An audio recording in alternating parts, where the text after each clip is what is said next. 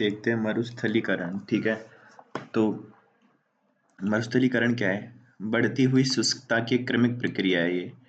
और इसमें क्या होता है, इसके जो UNCCD है उसके द्वारा शुष्क, अर्ध शुष्क, शुष्क, उपाद्र क्षेत्रों में भूमि क्षरण के रूप में परिभाषित किया है इसको, और ये सबको पता है। ठीक है, और उसके बाद 17 जून 1994 को पेरिस फ्रांस में अपनाया गया था इसको, जो इसका कन्वेंशन था। तो ये एजेंडा 21 है ना, उसके अंडर में है ये एक तरीके से। और 26 दिसंबर 1996 को लागू हो गया था। इसका मुख्यालय बॉन जर्मनी में, और एक ये अंतर्राष्ट्रीय कानूनी रूप से बाध्यकारी है। फिर 2006 को अंतर्राष्ट्रीय रेगिस्तान और मरुस्थलीकरण वर्ष घोषित किया गया था। भारत ने 17 दिसंबर 1996 को इसको मतलब अब कन्वेंशन की पुष्टि कर दी थी कि हम भी इसके पार्ट हैं।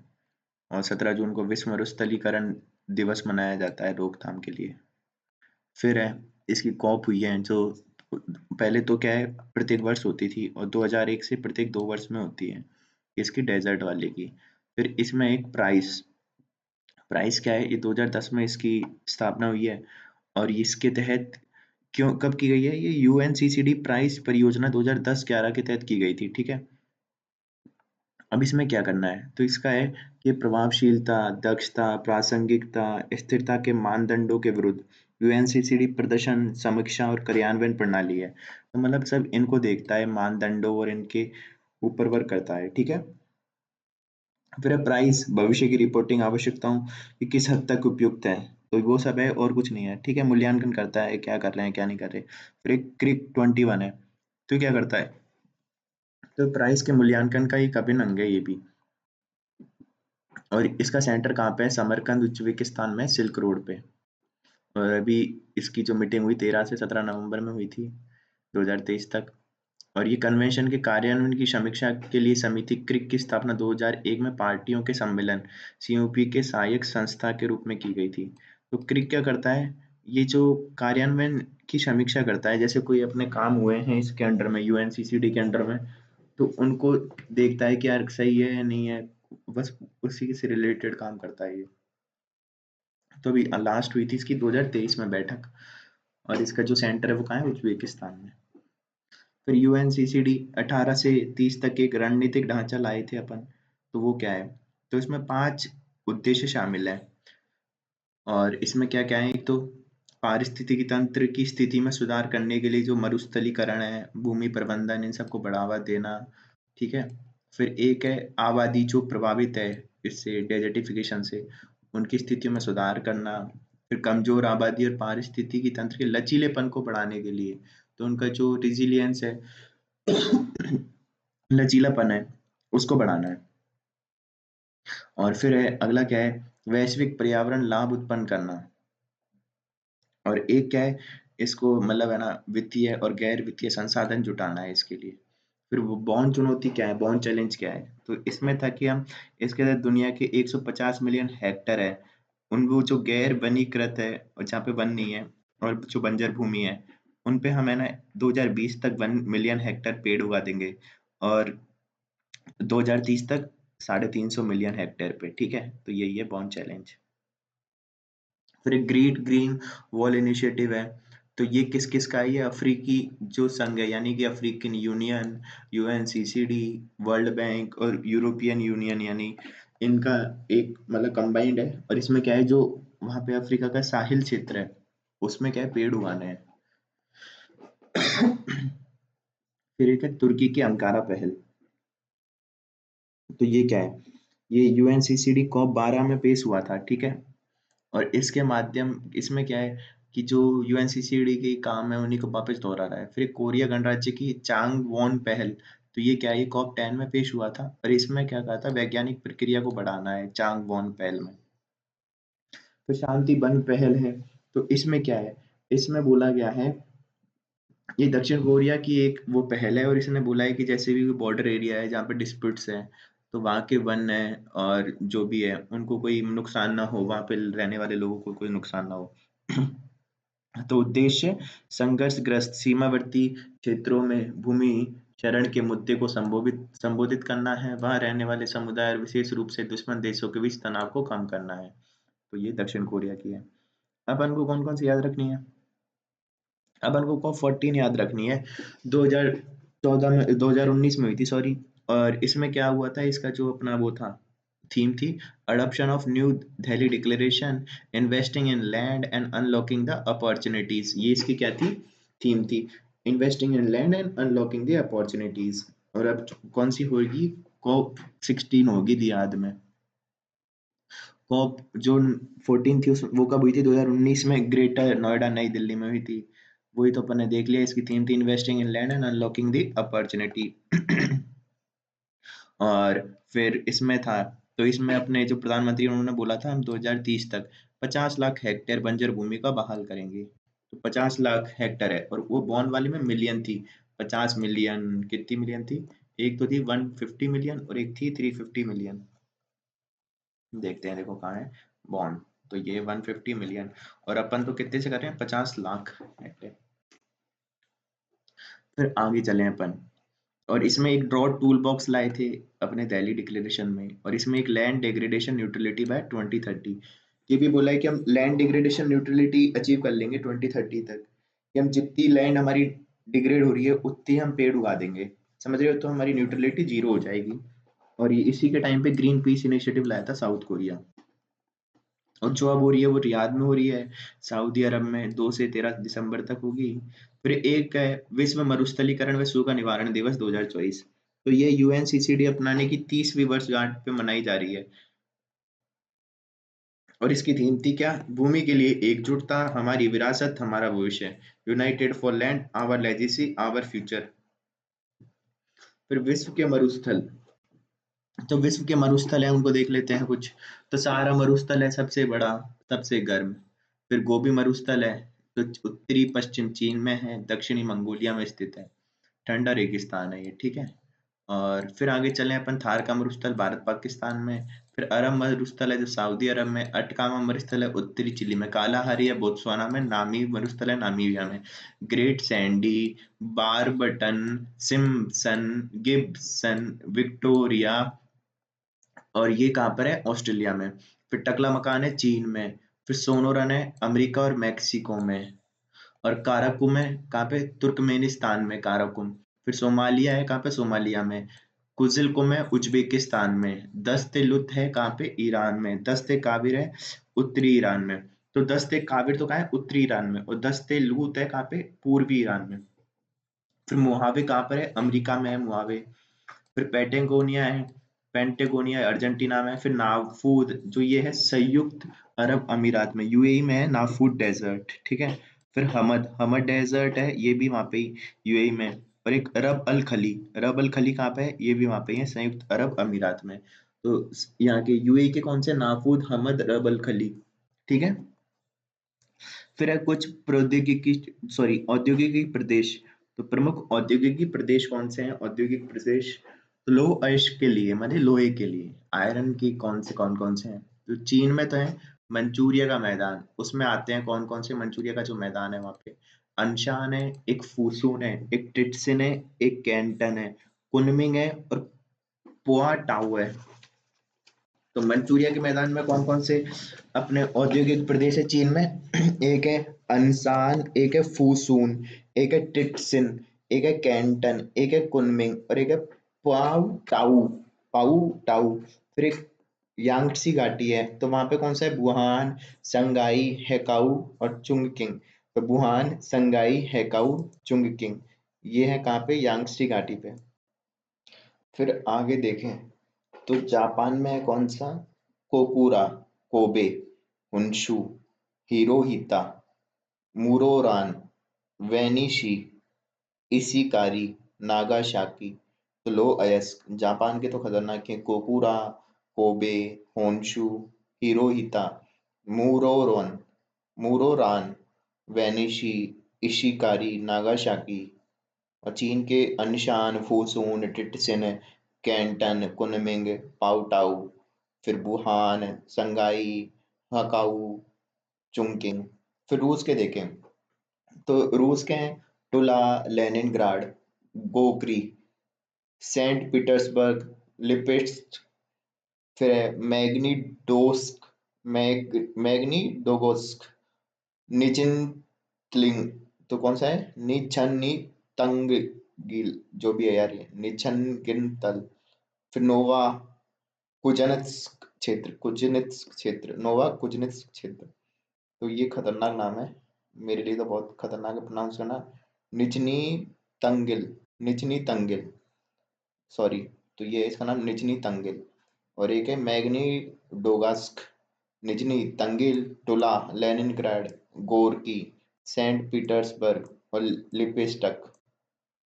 ठीक है भाई, लोहे की लिपिस्टक। फिर है संयुक्त राज्य अमेरिका, अमेरिका के हैं जॉर्ज टाउन, ब्रैडॉक और होमस्टेड। ये है पिट्सबर्ग यंगस्टन क्षेत्र। तो पिट्सबर्ग यंगस्टन क्षेत्र है संयुक्त राज्य अमेरिका का, जॉर्ज टाउन, ब्रैडॉक और होमस्टेड। फिर एक है शिकागो गोरी क्षेत्र, तो इसमें आते हैं मिल बाउकी, डुलुथ और गैरी। शिकागो गोरी क्षेत्र में आते हैं बाउकी, डुलुथ, गैरी। फिर इरी झील क्षेत्र, तो इसमें आते हैं डेट्रॉइट, बफेलो, क्लीवलैंड, मॉरिसविले। फिर अल्बामा क्षेत्र है, बर्मिंघम आता है इसमें, बर्मिंघम। फिर है तो मैसाचुएट्स, ये है मैरीलैंड क्षेत्र, जिसमें आते हैं स्पोरोज, टाउन एलन टाउन, स्टीलटन। तो स्पोरोज, एलन टाउन, स्टीलटन। फिर मैसाबी पर्वत श्रृंखला क्षेत्र। फिर पिट्सबर्ग, तो जंगा कटोरा, ये ओहियो, एलग्नी और मोनोगेटला। तो मोनोगेटला, ओहियो, एलग्नी, मोनोगेटला। फिर ऑस्ट्रेलिया में कौन सा आता है, पिलबारा क्षेत्र एक तो। फिर ब्राजील में बेलो होरिजोंटे, तो बेलो होरिजोंटे है ब्राजील में। फिर मारो ग्रासो का पठार है ब्राजील में, ब्राजील में कौन सा है, मारो ग्रासो पठार। फिर है यूरोप में कौन सा है, इंग्लैंड, यूरोप सॉरी ब्राजील में हो गई तो बोली होरिजोंटे और मारा ग्रासो पठार, तो यहाँ पे मिलते हैं। ऑस्ट्रेलिया तो पिलवारा क्षेत्र ही है। फिर यूरोप में देखें तो इंग्लैंड में मिलते हैं कौन कौन से लोहे के क्षेत्र हैं, Cardiff, safe सेफिंड, Glasgow, Lancashire, heartful, टालबाट, तो हार्टफुल, टालबाट। फिर बर्मिंघम, तो इंग्लैंड के तो हो गए Cardiff, सेफिंड, Glasgow, Lancashire, heartful, टालबाट, Birmingham. फिर यूक्रेन का है क्रिबोइरोग और दोनात्स्क। फिर फ्रांस के लॉरेन क्षेत्र में सार क्षेत्र। फिर एक ली क्रियूसॉट और सेंट इरीनी, तो ली क्रियूसॉट और सेंट इरीनी। फिर जर्मनी में डुइसबर्ग, डोटरमुंड, एसेन, फिर है डुसेलडोर्फ और है लीप्जिंग। तो जर्मनी में कौन सा है, डुइसबर्ग, डोटरमुंड, एसेन और डुसेलडोर्फ और लिप्जिंग। फिर रूस में मैग्नीटो ग्रोस मैग्नीटो गोस्कर्क, तो मैग्नीटो गोसर्क ये है रूस में। फिर आगे चलें तो ये यूरोप वाला रूस है ना, उसकी बात कर रहा है, मैग्नीटो गार्स। फिर कनाडा में मॉन्ट्रियल, टोरंटो और है साल्ट क्यूबेक, तो सेंट मेरी क्यूबेक। तो Montreal, Toronto, Saint Marie, Quebec. फिर सूती वस्त्र के लिए कौन से हैं, तो न्यू इंग्लैंड क्षेत्र है यूएसए का, पैटरसन क्षेत्र है यूएसए का, ओसाका है जापान का, मैनचेस्टर है ब्रिटेन का, बॉस्टन है यूएसए का, फिर लियान्स है फ्रांस का, इवानोवा है रूस का, मिलान है इटली का, लंकशायर है ब्रिटेन का, यॉर्कशायर है ब्रिटेन का, किंकी प्रदेश है जापान का, फिर क्वांटो प्रदेश है जापान का, कैंटन है चीन का, न्यू साउथ वेल्स है ऑस्ट्रेलिया का और विक्टोरिया है ऑस्ट्रेलिया का। फिर पेट्रोलियम क्षेत्र देखें, उद्योग, तो मराकाइबो झील वेनेजुला, कोला प्रायद्वीप है रूस में। फिर एक है उरेनगाय रूस में, तो ये गैस क्षेत्र, तो ये भी ठीक है। फिर बाकू है अजरबैजान में, और एक है ग्रोजनी, ये है चेचन्या रूस में। तो ये हो गए पेट्रोलियम उद्योग। मराकाइबो झील वेनेजुला, कोला प्रायद्वीप रूस, उरेनगाय रूस, बाकू अजरबैजान और ग्रोजनी चेचन्या रूस। फिर कोयला उद्योग में देखें तो यूक्रेन में तो कौन सा है, डोनेट्स्क, फ्रांस में है सार, रूस में है तुला, जर्मनी में है रुर। तो कोयला में यूक्रेन में डोनेट्स्क, फ्रांस में सार घाटी, रूस में है तुला, जर्मनी में है रुर प्रदेश। फिर अन्य उद्योग देख लेते हैं, तो जैसे सिएटल यूएसए में ये विमान के निर्माण के लिए। फिर पोर्टलैंड यूएसए जहाज निर्माण। Detroit USA automobile. Silicon valley USA IT and software. फिर है साउ पोलो ब्राजील कॉफी उत्पादन। फिर है चिक्विकामारा चिली, ये है तांबा उत्पादन में। तो चिकी का माटा कह सकते हैं, चिकी का मारा भी कह सकते हैं, चिली तांबा उत्पादन। फिर इलियूश, इलियूश ब्राजील कोकोवा के लिए, कोकोवा, कोकोवा। फिर साल्वाडोर, साल्वाडोर ब्राजील, और ये द्रास उत्पादन के लिए है, द्रास। फिर जोहान्सबर्ग दक्षिण अफ्रीका का है, ये सोना उत्पादन के लिए है। और ये बृहद कारू पठार है जोहान्सबर्ग, तो कारू पठार में मिलता है जोहान्सबर्ग। फिर पंबा और जांजीबार है, ये लौंग के मसाले के लिए फेमस है तंजानिया का। फिर बॉडी व शैंपेन के लिए है, बॉडी और शैंपेन के लिए फ्रांस का, फ्रांस है, बॉडी और शैंपेन। फिर है स्टुटगार्ड, ये जर्मनी में है, ऑटोमोबाइल्स के लिए स्टुटगार्ड। और बॉडी एंड शैंपेन फ्रांस में शराब हेतु। फिर हैम्बर्ग, हैम्बर्ग जर्मनी में जहाज निर्माण के लिए, और स्टुटगार्ट भी जर्मनी में था ऑटोमोबाइल्स के लिए। फिर एक है बेलफास्ट और ग्लासगो, ये यूके में है और जहाज निर्माण के लिए है। फिर एक है एम्स्टर्डम, ये नीदरलैंड में है और जहाज निर्माण के लिए। नगोया जापान में ऑटोमोबाइल्स के लिए। नागासाकी जापान में जहाज निर्माण के लिए। फिर किंटा, किंटा मलेशिया में है टीन उत्पादन के लिए। फिर है मोन्टाना, मोन्टाना यूएसए में तांबा उत्पादन के लिए। फिर है क्वींसलैंड, क्वींसलैंड है ऑस्ट्रेलिया में, चीनी व मांस के लिए, चीनी व मांस उद्योग के लिए क्वींसलैंड। फिर है वेलिंगटन, वेलिंगटन न्यूजीलैंड में, और ये दुग्ध के लिए इंपॉर्टेंट है। और एक मोन्टाना अपन ने देखा था, वो काज के लिए था, तांबा यूएसए। ठीक है। फिर अगला टॉपिक आता है कृषि के प्रकार। तो एक होती है निर्वाह कृषि, तो स्थानीय उत्पादों का उपयोग किया जाता है इसमें, ठीक है। और इसका मेन उपयोग होता है कि दैनिक आवश्यकता को पूरा कर लें अपन, ठीक है। जैसे पुराने जमाने में खुद के लिए करता है, ठीक है। निर्वाह, निर्वाह यानी खुद के उसके निर्वाह करने के लिए, जीवन निर्वाह के लिए। अब जैसे ये भी दो प्रकार की हो सकती है, एक तो आदिकालीन निर्वाह कृषि और एक गहन निर्वाह कृषि। आदिकालीन में तो मतलब जैसे अपन ने एक जगह करी दूसरी जगह कर ली, ठीक है। जैसे देख लेते हैं, जैसे झूम कृषि हो गई, स्थानांतरित हो गई, जो उष्ण कटिबंधीय क्षेत्रों में की जाती थी मुख्य, तो ये आदिकालीन निर्वाह कृषि थी ना, ये उष्ण कटिबंधीय क्षेत्रों में की जाती थी। और आदिवासी लोग करते थे इसको। अब इसका भी मुख्य था कि जैसे वनों को जला दिया, फिर राख को उर्वरक उर्वरक के रूप में यूज कर लिया, और स्लैश एंड बर्न भी कहते थे इसको, ठीक है। खेत इसमें छोटे छोटे होते थे। तो पर ये कर क्यों रहे हैं? खुद के जीवन निर्वाह के लिए। जैसे थोड़े दिन फसल करी, खाया पिया, आगे चले गए। तो इस जो आदिकालीन निर्वाह कृषि है, इसको भी वर्ल्ड के अलग अलग एरिया में अलग अलग कहते हैं। जैसे मध्य अमेरिका और मेक्सिको में इसको मिल्पा कहते हैं। अमेरिका और मेक्सिको में मिल्पा, मलेशिया और इंडोनेशिया में लदांग। फिर छत्तीसगढ़ है अपना, उसमें कहते हैं बेवर और दीपा, बेवर व दीवा, दीपा। फिर आंध्र प्रदेश में इसको कहते हैं पौंदू, पौंदू कहते हैं आंध्र प्रदेश में। केरल में इसको कहते हैं पौनम। हिमालय में कहते हैं खिल। पश्चिमी घाट में इसको कहते हैं कुमारी। फिर रोका कहते हैं ब्राजील में। और झूम कहते हैं कहाँ पे? उत्तरी पूर्वी भारत में। झूम उत्तरी पूर्वी भारत में। तो ये कौन सी हैं जो इनको कहते हैं? ये थी आदिकालीन निर्वाह कृषि, जो खुद के जीने के लिए थी। फिर एक होती है गहन निर्वाह कृषि।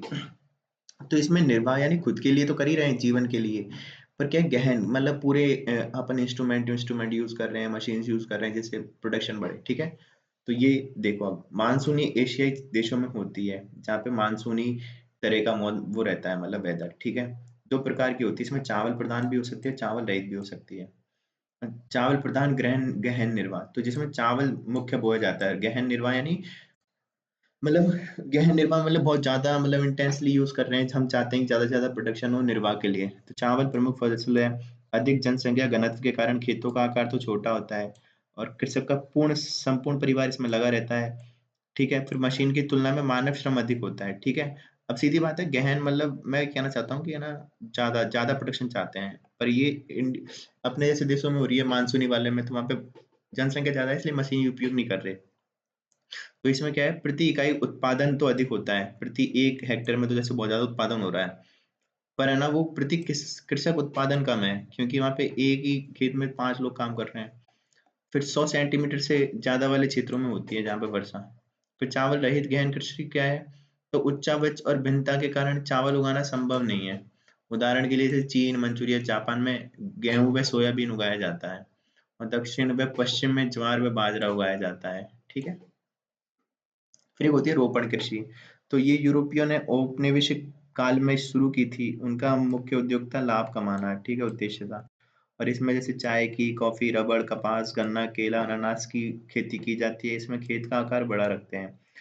पूंजी निवेश अधिक होता है। इसमें तकनीक और वैज्ञानिक का आधार होती है। फिर एक फसली कृषि होती है ये, ठीक है? और इसमें सस्ता श्रम की जरूरत होती है और बाजार और परिवहन की जरूरत होती है। जैसे कि फेजेंडा है ब्राजील में, ठीक है, ये कॉफी के बागान है। फ्रांस में कॉफी और कोकाओ, और ब्रिटेन, भारत में और श्रीलंका में चाय के बागान खोला था। फिर एक है विस्तृत वाणिज्य अनाज कृषि। तो ये कौन सी है विस्तृत वाणिज्य अनाज कृषि? ये मध्य अक्षांशों के आंतरिक व अर्ध शुष्क भागों में की जाती है। तो मध्य अक्षांशों के आंतरिक भागों में, ठीक है।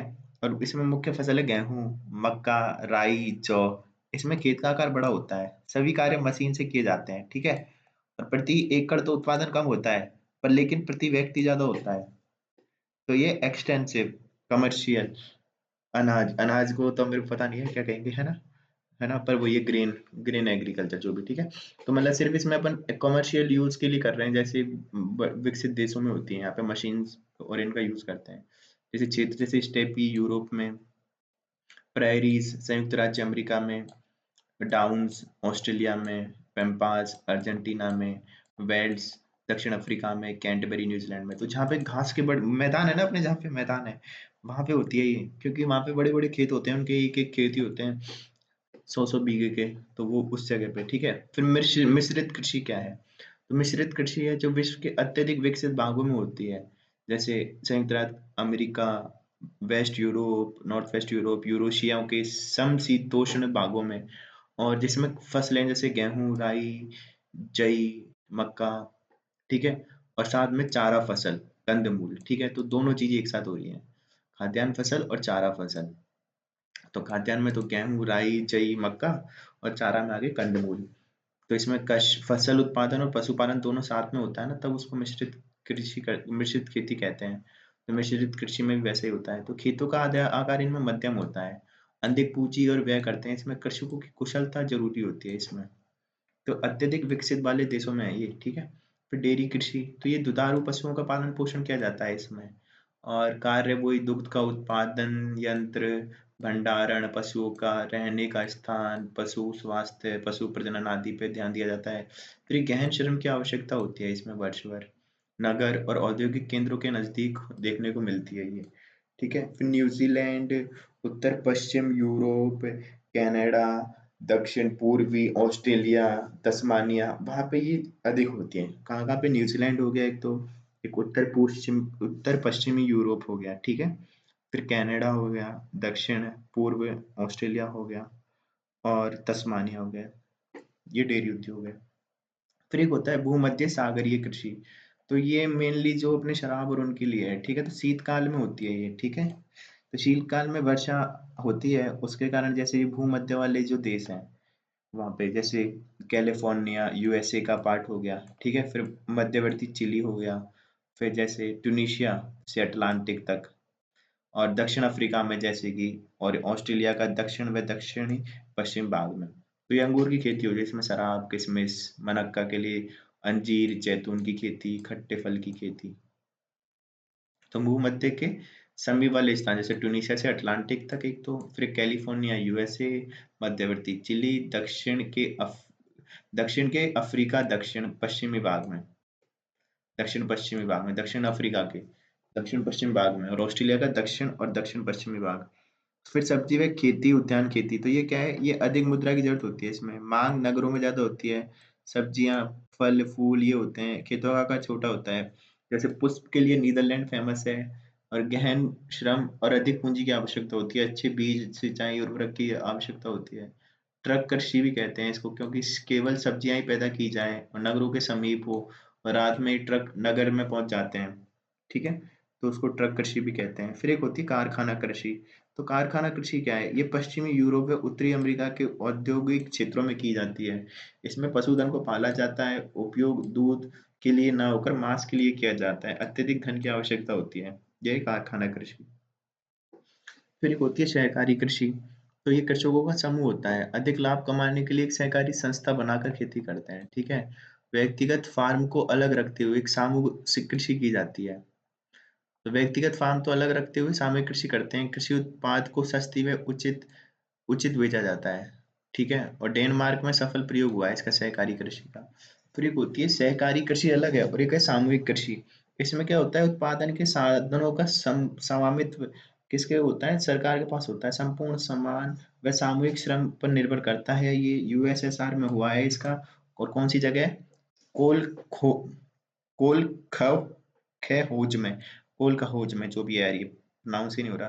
कोल का होज में। और सभी किसान थोड़ी थोड़ी भूमि तो अपने पास रख लेते हैं और पूरी भूमि को फिर सामूहिक रूप से एक साथ कृषि करते हैं। उत्पादन को सरकार ही निर्धारित कीमत पर खरीद लेती है।